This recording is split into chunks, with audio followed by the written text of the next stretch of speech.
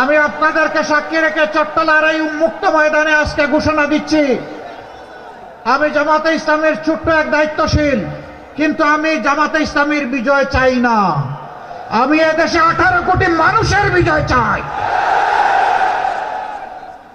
18 কোটি মানুষের যেদিন মুক্তি আসবে সেদিন আমাদের সমস্ত কার্যক্রম সফলতা পাবে ইনশাআল্লাহ। আপনারা এই মুক্তির মিছিলে থাকবেন। আপনারা তো সমুদ্র পারের মানুষ, আপনারা কি সমুদ্রের জলোচ্ছ্বাসকে ভয় পান, ঢেউকে ভয় পান? এই ভয়কে যারা জয় করেছে 12 তারিখে তারা জয় করবে ইনশাআল্লাহ। 12 তারিখের 2টি ভোট। কয়টা ভোট? জুলাই আছে তো 26-এর ইলেকশন আছে। জুলাই যেখানে নাই 26-এ কোনো নির্বাচন নাই। যারা জুলাই মানে না তাদের জন্য আবার কিসের এখন নির্বাচন? যারা জুলাইকে ঐতিহ্যের সাথে বুকে ধারণ করে ভালোবাসা দিয়ে শ্রদ্ধা দিয়ে নির্বাচন তাদের জন্য। হ্যাঁ, ঠেলা খাইলে নাকি বাবাও ঠিক হয়। ঠেলার নাম বাবাজি আছে না? প্রথমে না আমরা মানি না, না ভোট। এখন দেখছে সারা দেশ ঐক্যজোট। হ্যাঁ, কিসের পক্ষে? হার পক্ষে। এখন আস্তে আস্তে কেউ কেউ বলতে শুরু করেছে, আচ্ছা আমরা জুলাইতে আমরা সংস্কারে হা ভোট দেব, গণভোটে হা ভোট দেব। আমরা দোয়া করি তাদের মুখের কথাটা যেন বুকের কথা হয় ইনশাআল্লাহ। এই 12 তারিখ নতুন ইতিহাস তৈরি হবে ইনশাআল্লাহ। হা বিজয়ী হবে ইনশাআল্লাহ।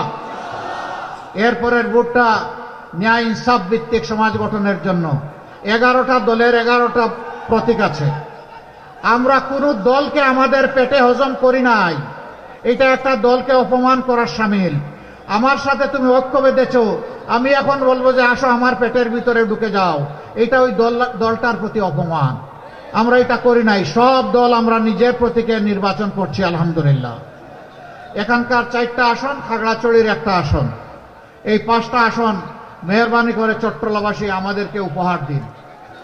আমাদেরকে বলতে জামাতে ইসলামীকে না, 18 কোটি মানুষকে উপহার দিন। আমরা 18 কোটি মানুষের কণ্ঠ।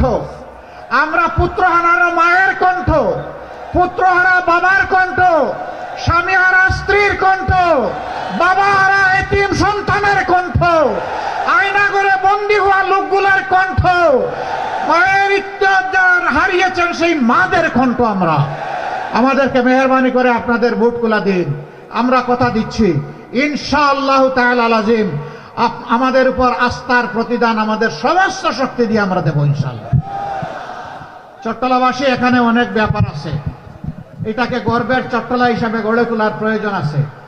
অনেকেই আক্ষেপ করে বলেছে নামে বাণিজ্য রাজধানী, কিন্তু কাজে এটা অন্য কিছু, ফকফকা।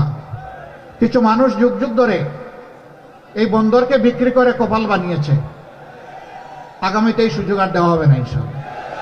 জনগণের বন্দর জনগণের হবে ইনশাআল্লাহ। প্রিয় ভাইরা, আপনারা এই প্রতীকগুলোর পক্ষে থাকবেন।